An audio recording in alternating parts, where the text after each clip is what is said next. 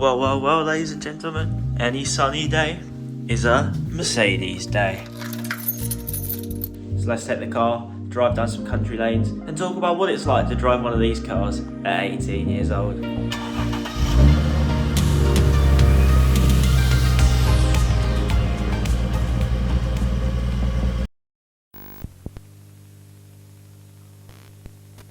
Alright, hello everybody and welcome back to a brand new video. You would have seen that today we're in the Mercedes and we're going to be doing another talking video. But I thought we've done so many where we've walked around the car and there's only so much I can show you. So why don't we talk about how it is to own one of these cars at 18 years old. Now, obviously I'm 18, I own one of these cars, so I should be the expert on owning one of these cars at 18 years old.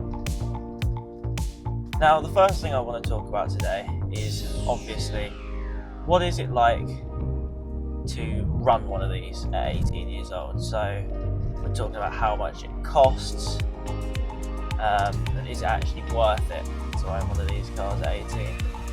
Now, from a ownership standpoint, and just be able to go out and drive this car on beautiful days like this and hear that V6 engine rumble to life, yes, 100% it's worth owning one of these cars. There's no doubt about that in my mind. But it's when it comes to running this car. So obviously you've got your regular daily driver commuter car, and obviously we've rightfully named this car Money Pit because fuel in the UK at the moment is very expensive. In America, not so much. You know, they get away with running 5-litre Mustangs because their fuel tax isn't as bad. We're taxed to the teeth over here with fuel. So running fuel over here is a right pain. It costs me, a full tank would cost me about just over 100 quid for this car because it's got a 75 litre tank. Very worth it. And the miles per gallon is at best on a very nice long sort of constant speed drive, just about 30 miles per gallon. In the city, it's about, around the town, it's about 20, so it's not great. And then obviously you've got to talk about having things wrong, which if you've seen the last video I made, or the video before that, it's a couple of videos ago, you would have seen that we did a video obviously on everything that's wrong with this car and what I need to fix. And being a Mercedes, you've got Mercedes tax, as we like to call it, and that is basically where everything is worth and costs a whole lot more because it's for a Mercedes Benz. And obviously you've got the engine being a V6. If anything goes wrong in that, which although this engine's built like an absolute brick, you know, like chances of things going wrong are quite slim because they are such well-built engines. If something does go wrong, it's very, very expensive.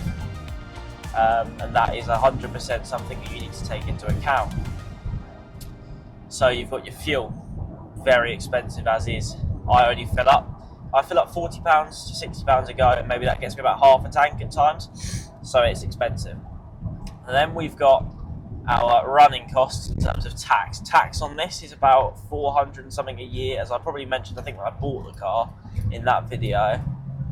It's expensive to run in terms of tax. Insurance for me is 700 quid a year. I have got my parents on the policy. I am obviously the first driver, but they're on the policy, which probably brings it down. But for me, it was 700 quid a year. So probably on the better side of car insurance, to be fair, because not many people my age drive one of these. There's a bus. Anyway, but yeah, so you've got your insurance, your tax, and your running costs in terms of fuel. You've got cost to fix things, services. They're pretty standard, I think, price-wise, service-wise, but I haven't obviously had one yet. But from what I've read, they're not massively different to your regular service. Obviously, you want to get it done at a good dealer because these are, a good service person, because these are older cars and they will need good service to keep going. And being older cars, things are going to keep going wrong with them that you didn't even know happened in the first place. So that's something to take into account when buying one. Try and get a good one as well. Don't cheap out if you can help it. But that's all really well and good for cost, right? So costing, if you can get past that on these cars, go for it. Good for you. That's the first thing you need to know. And that's the first thing. If you can get over that, then you are in the money. Second thing I wanted to talk about is reliability. Now, I've had no issues with this car so far. I've had zero issues at all as it goes, apart from that washer fluid, but you know, that's just a thing. You know, that's just an issue, but I've had no other issues, no major issues that have stopped me from driving the car. So as far as reliability goes, these engines are supposed to be some of the last ones that Mercedes made that were, you know, top notch. Now, I would, as I've had it for a couple of months, would agree with that so far after these first sort of 1,000 miles. Yes, they are right. And yeah, so reliability is not too bad with these. You're probably more reliable than a Vauxhall Corsa that's got, you know, 150, 160,000 miles on it. Those things are probably going to blow up, especially if it's got a wet belt, because this is a timing chain, and timing chains, and apart from, you know, slipping out of time after quite a while, are very, very, very good, much more reliable, much nicer. And I have no issues with the convertible roof on this one at all, so that's good. Yes, it squeaks. I think I need to lubricate the, you know, bushings and stuff in this one, which is what someone in my comment section actually said. So a big thank you to whoever said that. I really appreciate it. I think it was Trevor someone. There's a Mercedes in front of me being a right twit, so let's just get past him by being a right twit. But this car is so fun to drive. I'm going to talk about that in a minute. But yeah, you know, you're going to have some teething issues, but nothing that's unreliable as such, especially for one like this with the amount of miles and everything this one has. And that's a big thing, because obviously you want it to be reliable. But what else is in the sort of top 5? We have reliability, cost, practicality, which is our next thing. We have durability, and we're also going to talk about, is it fun? Which I think you guys already know the answer to, because I've said it so many times already. But the answer to my questions on, let's go with practicality next. Now, when it comes to practicality,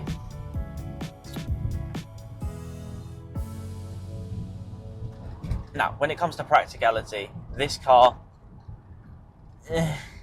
not as practical as, you know, a VW Polo like I've got, or a Vauxhall Corsa, or any hatchback or sort of coupe, or estate car. That's the word I was looking for. Because obviously it's got the convertible roof, your boot space is halved. It's only two-seater. It's only a two-seater, so you can only take one of your mates with you, or one family member. You wouldn't be able to take passengers in the back unless you want to stack them 10 people high out of the roof, which I have contemplated in the past. Not going to do it, obviously, because that's highly illegal. But yeah, that's another thing that I did think about. Now, practicality in this, for me, as someone who's driving on their own, I'm never really having to take anyone with me at my age, apart from maybe one mate if we're going to the gym. It's perfectly fine. I could probably get away with just having this car. I took it camping as well, so I managed to fit all my camping gear in this car, right? So you can fit a lot of stuff in this boot and in the passenger seat, and in that footwell there's a lot of storage space.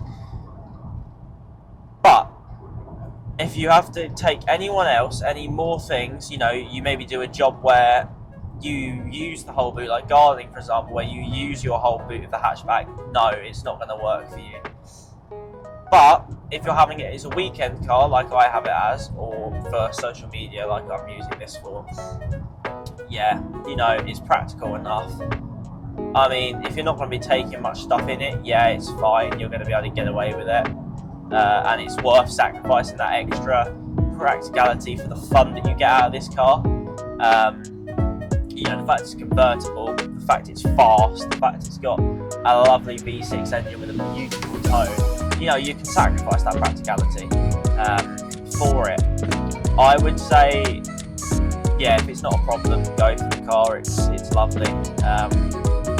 Obviously, you're not worried. It's going to be the same if you bought a regular Audi TT, not a convertible. You wouldn't have the practicality issue. They're very practical cars. But if you buy the Roadster TT, you're going to have basically the same as this one's got in terms of boot space and all of that.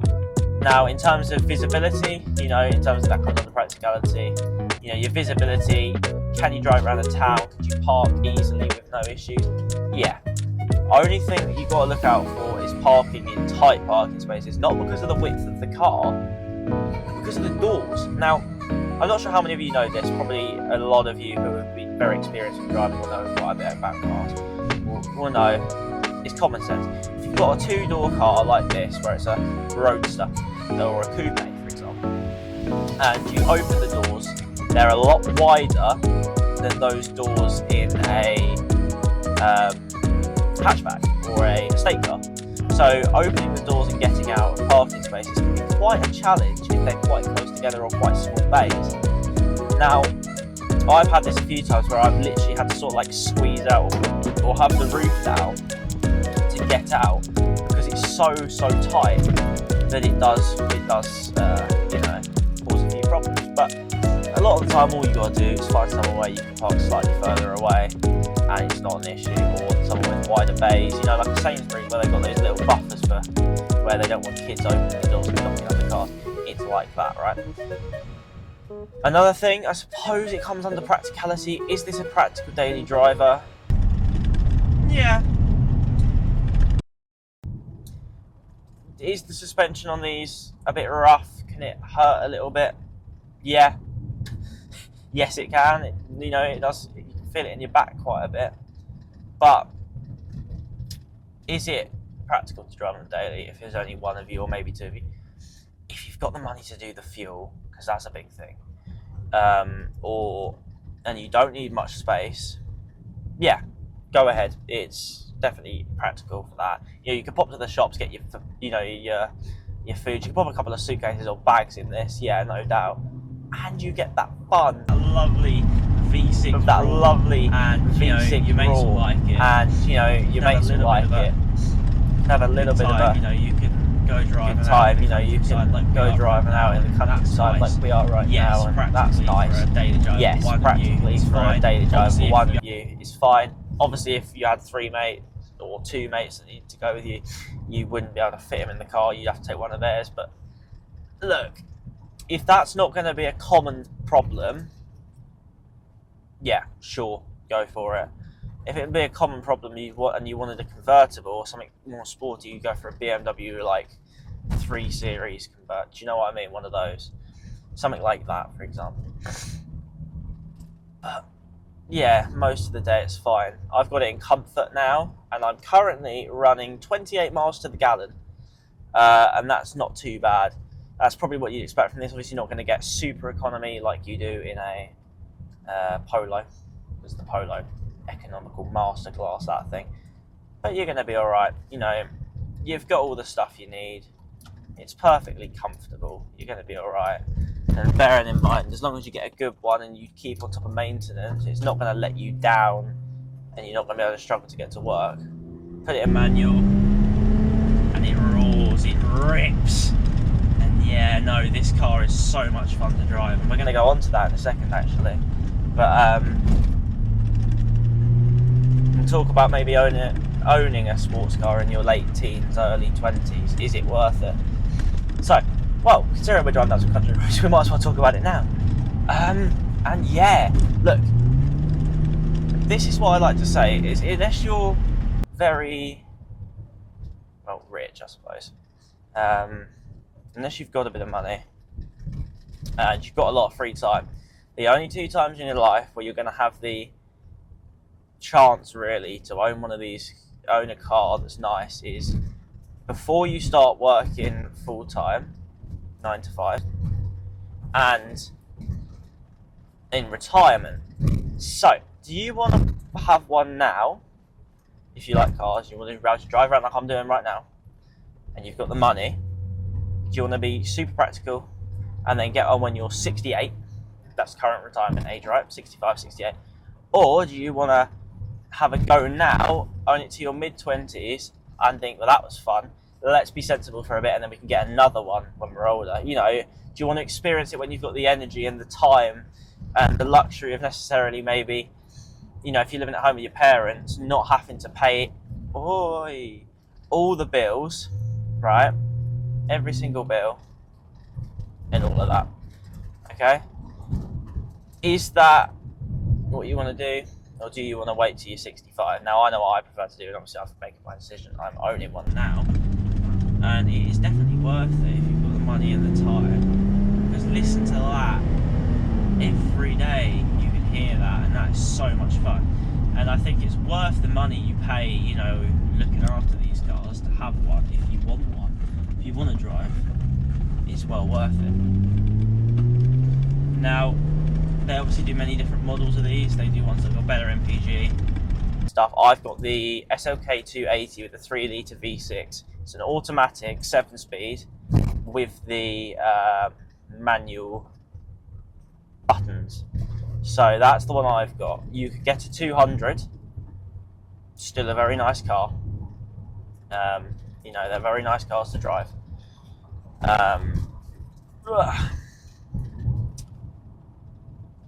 And you know, you could have one of those with the supercharger. You may have some, watch out for like plumbing issues and stuff as you get with turbos and superchargers and all of that. You've got the extra stuff to worry about more than naturally aspirated. They tend to be cheaper. They tend to be cheaper to run, but you're not obviously going to get that V6 that you got in this. There is one higher, there's two higher actually. There's the 350 and the SLK AMG 55. That is a beautiful car, the 55 and the 350, but they do tank your bank account. Your bank is going to take an absolute hit if you want one of those, because their MPG is even worse. And as much as they're nice, this is probably the highest I would go if I was owning one, as I am now at my age with my money. This is perfectly fine. You're also not going to find an AMG, you know, one of the 55s or an SLK 350 for the same, you know, for a reasonable price like I got this one for. They're going to be up in the higher prices, and as with any higher powered car, you're going to need to worry more about getting more expensive fuel. The repair bills are going to be higher, the service fees when they got more moving parts and all of that, right? Now, in terms of, yeah, being fun to drive, as I've already stated so many times in this video, I need to shut up about it. It's so nice. Like, I think I drive this maybe twice a week at the moment, right? One for YouTube, and then one for just personal enjoyment in the evenings. When I get in it after driving Enzo, as much as I love Enzo, I forget about it. I get in it and I forget how nice it sounds, how much power it's got, and I can't stop smiling. Like you know, I can't physically stop. It's ear to ear smiles, and I think that's what you got to look at. And that's where that saying comes from: smiles per gallon. Because trust me, it is well worth it. I go out for like an hour and a half, and I drive a lot, and it's just, oh, it is so refreshing, especially when you've got the roof down on a summer's day. And it's just nice. That's another thing I would say though, is you know when a lot of that was, oh, it's my friend, it's a brother of mine. It's not a car. Anyway, but what I would say is when you got the roof down on a summer's day, it's not actually that bad, the wind noise, because of the way you're sat in the cabin and everything's quite high up, and especially if you've got the wind deflector like I do, you don't actually have to worry too much about it. The wind being in your hair too much, you can still get that feeling. You know when you hear the wind noise go like around you, you don't really have to hear that too much, so that's all right. It doesn't really affect miles per gallon either, having the roof down, so that's all right. You know, you don't really lose too many aerodynamics, so having that down is not bad. And also, yeah, that's another thing about how fun this car is that you wouldn't get if you owned something like a Audi TT. You would if you owned a Z4. It's that ability to put the roof down, and it's a whole different car. It's a whole different ball game when you've got the car with the roof down. It feels totally different. Sensory overload. You hear the sounds a lot more. You get the enjoyment a lot more out of it, and it's just so much more worth it. Now, it's like a transformer. Honestly, you wouldn't. I've never owned a convertible before. My family haven't had any. But yeah, oh, it's so nice. It's so refreshing. It's so new to me. And I think if you're in the same boat as me, you'll definitely enjoy it. What else was I wanting to talk about today?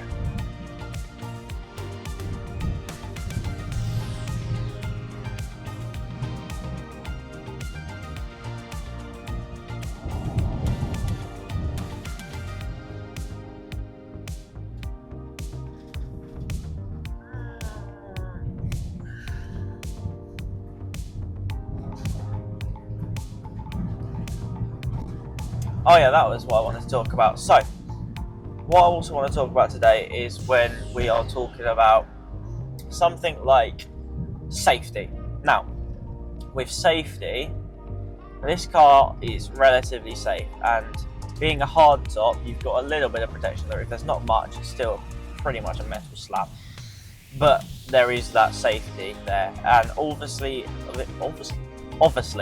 being in a convertible, you do have a lot more reinforcements around the chassis of the car, so it's quite safe in here. You're sat quite low, you're protected by a lot of bodywork. Now, another thing, which I think they brought in, was it 1995, I think, is all the extra reinforced chassis again. So this is in the modern era of safety for cars. You don't have to worry about it at all. You know, you're safe, unless you go underneath a juggernaut at 70 miles an hour, you hit a tree. Just day-to-day driving, it's not an unsafe death trap of a car. You're going to be fine. There's obviously airbags in the steering wheel, there's airbags up here, there's airbags in the dashboard, there's airbags everywhere in this car. So you're going to be okay with airbags. You know, you've got all the safety features of a modern car, apart from the electronic ones like automated braking. Stuff like that you obviously don't have, but for a basic car of today, this has got all the safety features of, you know, standard base model car of today. I'm trying to think. The only other thing I can really think of mentioning today, I suppose, would be talking about what reactions you get. Now, this is one of those cars that, although it's cheap, it does look expensive. It does make you look a bit rich. So maybe you like that feeling, maybe you don't. But from what I've seen, apart from the odd person, a couple on YouTube, but the odd person are going around where they might think that you're a bit rich, you're, you know, a rich kid, a spoiled kid. But the majority of the reactions I've got from people my age, my friends, people older than me, people who are sat in other cars is, one, why is a kid like that driving the car? You know, you never see that. But two, a lot of them just go, good on you, because I've got, you know, because you've done what you wanted to do at a young age, and they respect it almost, they understand it. And because it's not like a Lamborghini or something super out there, super expensive, like a brand new car, it's a Mercedes, it's nice, right? But it's not very overly posy. It's still regular traffic. They think, oh, that's cool, but not, oh, well, you know, you've got a lot of money, you're very expensive, you're not very responsible. So that's my personal experience, and from experience I would say that the reactions you'll get will be mostly positive, sort of 85-90% positive. You will get negatives, but just ignore them. If you want to drive the car and you want the car, then drive it. You're not going to have too many issues, and if you're having fun, that's all that matters. You don't want to think about what other people are thinking about all the time, otherwise you just ruin your life. So yeah, there is that. And I suppose the last thing we should talk about, which I've already explained in previous videos, but if this is your first time watching the channel, it would be a great time to subscribe as well, actually. But what I would say is definitely drivability. Now, drivability is good. Steering is, I think it's hydraulic steering, which is common in sports cars, right? But it's not bad. Okay, hydraulic steering is a bit heavy to get. It takes a bit getting used to it first, especially if you come from a daily, you know, a dailyable hatchback or something. It's definitely heavier steering. It's not electronically assisted or anything, but I've got used to it. I like the steering. I like it being more direct like this. This is nice. It's powerful. You do need to be very careful. You only want to lightly tap the accelerator, especially in a automatic one, if you're in sport mode or manual mode at low speeds, because you do go forward very fast, especially if you're used to a low horsepower car, sort of like 100 horsepower or below. Going to 230 that this has got. It's very powerful, and you do need to be very careful. So I would always, if I'm coming up to a traffic light where I've got to be moving up quite slow, might just be my personal experience, but what I would do is put it in comfort and just tap the accelerator lightly if you're behind this car that's going to be going slower than you. Say, for example, anyone else, like a daily drive, like someone else in just a regular car, they're going to be going slower than you. you know, you don't want to rear end them, so be careful with that, 100%. Now, I will put a disclaimer. It's been known that some of these cars can develop electrical problems.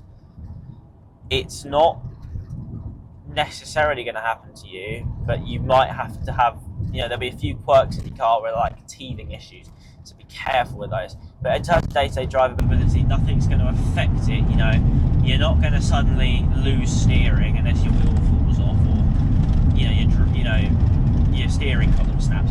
Nothing like that's going to happen.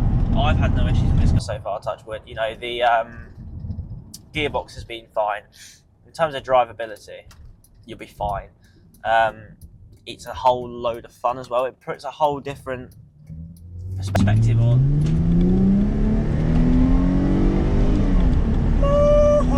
It puts a whole different perspective on driving, and you know, it's just a whole lot more fun. Like driving, if I was driving to college when I had the Polo, it's just a drive, right? But when you're driving in this, it's like you're on a holiday. It's like you're on a scenic drive, just driving to college or driving to work.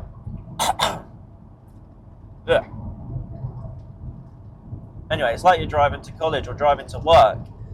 And what? No, driving to college and driving to work is like you're on a holiday in a nice car, and it's nice, you know. You can enjoy your experience a lot more, and I think that's important because you want to enjoy every moment of it. You want to make almost a movie out of your life. And this is one way of doing it, you know, the commute, the daily boring commute, even if you're stuck in traffic, because every now and again you'll just hear the exhaust and the engine blip in this car when you put your foot in the accelerator, and it's just so nice to just sit there. You have more fun, you know, it makes life more fun. And so I'd say if you have the opportunity to Aston Martin, that's beautiful. If you have the option to do it, go for it. The drivability, it's not going to be a big hindrance at all. You know, it's going to be very different to driving your regular hatchback, but it's a sports car. It's a raw sports car as well. It's an older one. So of course it's going to feel a bit weird at times, right, to drive. It's not going to be, how do you put it? It's not going to be the same. It's maybe going to be a little bit more uncomfortable at times, but not too bad. This one's got obviously a leather interior. It's still a very luxury cruiser. It's still... What I want to talk about is, this is what I want to talk about. So, this car, to drive, you're going to feel it, it's going to feel more aggressive, right? Because it's obviously a sports car. It's going to have more powerful brakes, probably. It's going to have quirks that you wouldn't get out of a regular car because it's a sports car, as I said. But it's these are all things that make it more fun. Now, if you like a little bit of power, you know, like me, you're a teenager, you might want a little bit of power. If you can, as long as you can control that power, you're going to be fine. You're going to enjoy it a lot more, and you're probably going to find it more fun, more exciting, something new. You know, it's a different experience, and I have to say it's made me a better driver, being able to control this power. But also, it gets that need to go fast out of your system, because this car is a fun car to drive whether you're driving at 70 or you're driving at 30. Now, I would even argue sometimes driving at the slower speeds is more fun because you're probably on more windy corners. But if you are used to the speed, so if you can get used to it, like, just say if you've had your license about a year like I have, and you haven't crashed or you haven't had any near misses or anything, you'll probably be alright. If you feel comfortable and confident in your driving, you'll probably be alright. But I would say is that, yeah, you'll get rid of that need. You know, like when you're in a hatchback or you're in your 90 horsepower car, I'm not going to say the word, you know, the box. Now, you're wanting to go 100 miles an hour to get that adrenaline rush. But when you're in one of these cars, as I mentioned earlier, there's sensory overload. You can hear the exhaust, you can hear everything happening around you in the engine.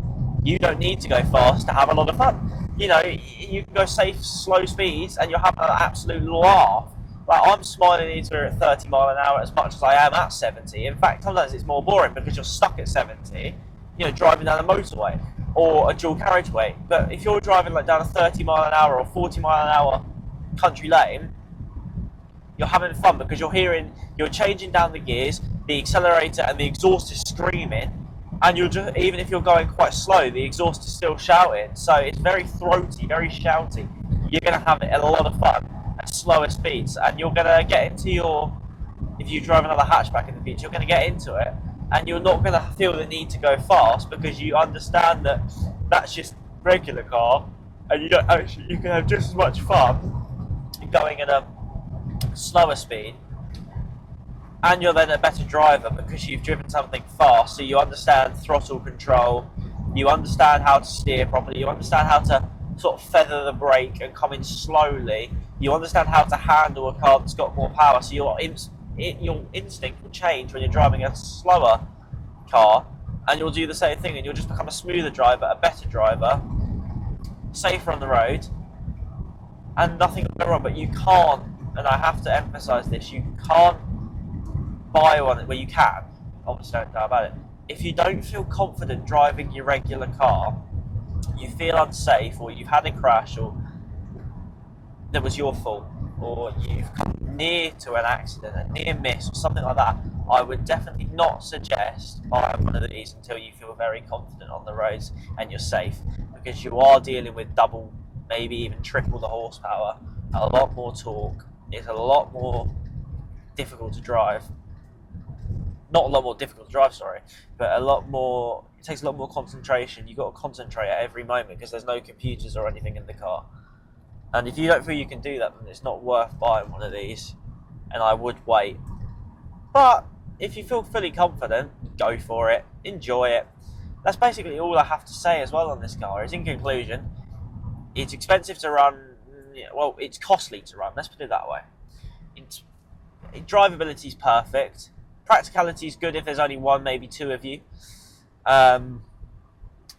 In terms of having fun, it's probably the most fun car I've ever been in, because it's not too quick. But that's one thing I want to quickly mention for the UK roads. This has got 0 to 60 in about 6 seconds. You know when you got a car that's like 2.9, 3.4, you're at 60 just like that. Where's the fun in the acceleration? You don't feel the getting there. And it's too quick almost for these roads, because we can't go any higher than 70 anyway. So this is probably the most fun car I've ever been in. I've been in a few Porsches and stuff. It's, yeah, most fun car. Reliability, this one's been ultra reliable. It's quite durable. You can pick them up for relatively good, you know, money-wise. And overall, go for it. And that's basically all I have to say. So thank you all so much for watching today's video. I hope you all have enjoyed it. If you did, remember to leave a like, subscribe, you know the rest. Everyone loves told you millions of times, I am sure. And yeah, I'll see you on the next one. I'm going to pop some music on, enjoy the rest of these country lanes and get home. And then off to work. And then I might take Enzo out for a spin later because I haven't taken him out in ages. And I'm going to just go out and have some fun with Enzo, because you can have fun in your 90 horsepower car. I'm not saying you have to have everything high. Anyway, see you all in the next one. You see the drippy, I'm fitted up. Hop in my car and the giddy up. Secure the bag, yeah, I get the bus. Pick it up, pick it up, pick it up.